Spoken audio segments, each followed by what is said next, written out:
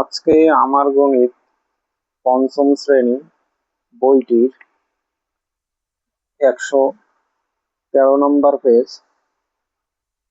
যোগ করি। একের ক নম্বর আছে যোগ করি, 1 নম্বরে আছে যোগ করি। তো এগুলো ভগ্নাংশের যোগ দেওয়া আছে। আমি ক নম্বরে অঙ্কটি তুলে রেখেছি এর মধ্যে 5/12, 10/3। এগুলোকে সাধারণত ভগ্নাংশের যোগ বলে। হ্যাঁ, এই যোগগুলো করতে গেলে প্রথমে যে হর আছে নিচের সংখ্যা, হর যেটাকে বলা হয় 5 আর 3, এইখানে হর হলো 5, এটার হর হলো 3। এই সংখ্যা দুটোকে প্রথমে লসাগু করে নিতে হবে। 5, 3 এই দুটোকে তো কোনো সংখ্যা দিয়ে ভাঙানো যায় না, তাই এখানে এই দুইটি সংখ্যাকে গুণ করে নেব।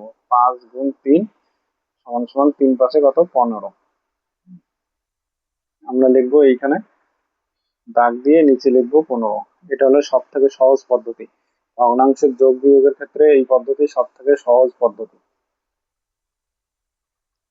এবার এই যে হরটি দেওয়া আছে, এই 5 হর, এই হরটি দিয়ে এই সংখ্যাটাকে ভাগ করতে হবে। তো 5 দিয়ে 15কে ভাগ করতে গেলে কত হয়? 5 দিয়ে 15কে ভাগ, 3×5 15, 3 হলো, ভাগফল হলো 3। তো এই ভাগফল যেটা ভাগফল হবে, 5 দিয়ে 15কে ভাগ করলে 3 হয় ভাগফল। ওই ভাগফলটা দিয়ে উপরের সংখ্যাটাকে গুণ করতে হবে। তাহলে উপরে আছে 12 গুণ 3, এটা হলো মাঝখানে যোগ চিহ্ন আছে, যোগ চিহ্ন দাও। এবার 3 দিয়ে 15কে ভাগ করো, 3 দিয়ে 15কে ভাগ করলে কত হবে? 3×5 15, মানে ভাগফল হলো 5। আর 5 দিয়ে যে উপরের যে সংখ্যাটি আছে এইটাকে গুণ করতে হবে। উপরে আছে 10 গুণ ভাগফল কত হচ্ছে 5, এই 5 হয়ে গেল। এবার দেখো নিচের 15 নিচে রাখলাম, উপরে 12 গুণ 3, 3 কত হয়? 36, 36 মাঝখানে যোগ চিহ্ন দাও। 10 গুণ 5, 5×10 কত হলো? তাহলে 50। এবার দেখো নিচের 15 নিচে রাখলাম, 36 যোগ 50, তাহলে 36 যোগ 50 কত হয়? 36 যোগ 50 শূন্য, সরি এটা 6, 6 আর 0 যোগ করলে 6, আর 3 আর 5 যোগ করলে হলো 8, তাহলে হলো 86। 8 এ 6 86। ঠিক আছে, এবার এই সংখ্যাটিকে উপরে যেহেতু বড় নিচে ছোট, এই সংখ্যাটিকে এইখানে ভাগ করে দেওয়া যেতে পারে। হ্যাঁ, ভাগ করে দেবো, এইখানে ভাগ করলে হবে 86। এখানে ভাগ করো, 15 দিয়ে 86 কে ভাগ করো, 15 দিয়ে 86 কে ভাগ করলে 5 15 75।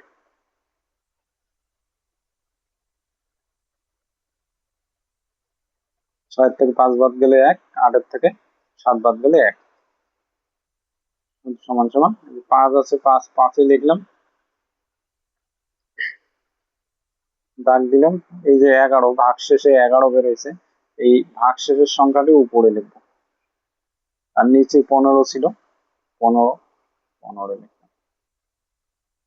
হয়ে গেল, একের ক নম্বরটা হয়ে গেল। এবার আসবো আমরা একের খ নম্বর। একের খ নম্বরে কি আছে দেখি। একের খ নম্বরে আছে,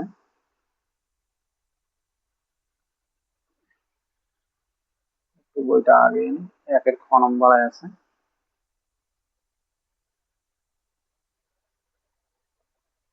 একের খ নম্বর, একের খ নম্বর 2×4/7 যোগ 4×3/4, 2×4/7 যোগ 4×3/4।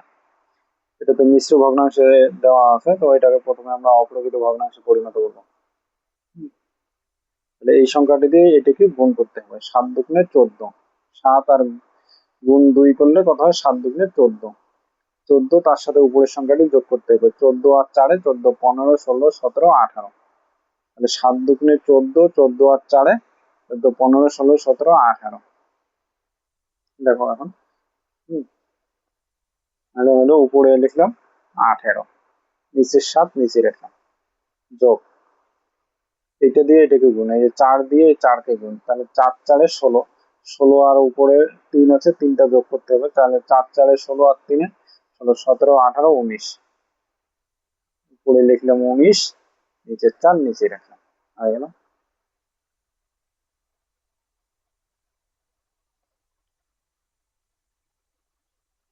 এবার কি করব আমরা? হরগুলোর লসাগু। তো সাধারণত 4 আর 7-এর লসাগু কত হবে? এটা একবারে গুণ করে দিই, 4 7 28।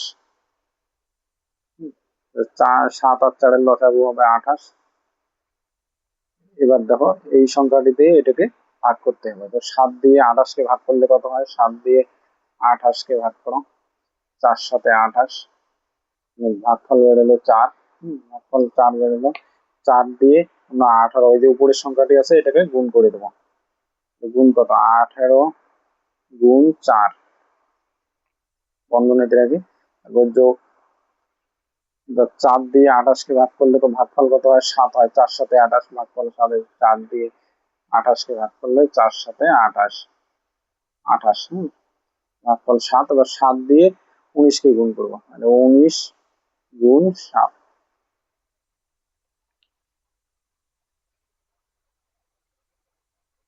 তারপরে আবার দাগটা দিয়ে নিলাম, নিচের 28 নিচে লিখলাম।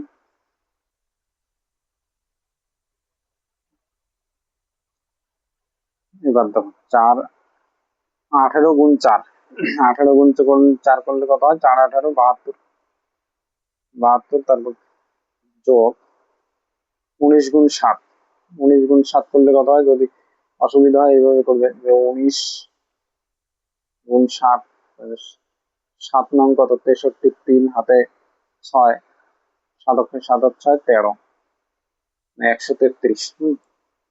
7 19 133, 133। নিচের 28 নিচে রাখলাম। 133, 72 যোগ 133, মানে 133 যোগ 72, 3 আর 2 5, 7 আর 3 10, 0 হাতে 1, 1 আর হাতে রেখে 2, 205, 205। উপরের সংখ্যাটি বড়, নিচের সংখ্যাটি ছোট, এইটা আমরা এইখানে ভাগ করে দেবো।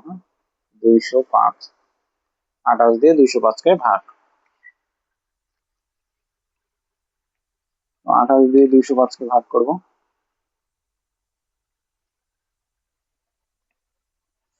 দেখো মোটামুটি একটা আইডিয়ার করলে কি দাঁড়ায়? 28 দিয়ে 205 তো আমরা গুণ করে দেখি। 28 কে গুণ করো, 7 দিয়ে গুণ করো, 7 8 56, 56 6 হাতে 5, 7 দুগুণে 14, 14 আর 5 19, 196।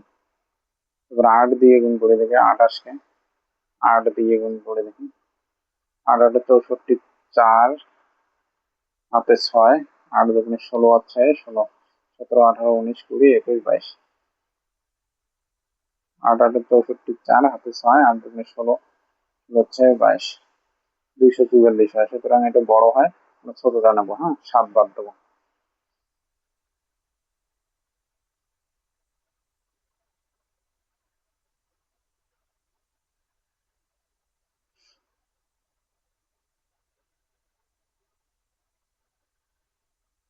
বিয়োগ করলে কত দাঁড়ায়? 15 ধরো, 15 থেকে 6 বাদ দাও, তাহলে 9 হাতের 1, 9 এর 10, 10 থেকে 0 কে 10 ধরো, 10 10 মিলে গেলে 0, হাতের 1 থাকে, 1 আর হাতের 1 2, 2 থেকে 2 বাদ গেলে 0, বা সুতরাং বাদিকে 0 বসানোর দরকার নেই। উত্তরটা এরকম হবে 7 পূর্ণ 9 উপরে লিখলাম, ভাগশেষটা উপরে লিখলাম, আর যে 28 নিচে ছিল 28 এর নিচে লিখলাম।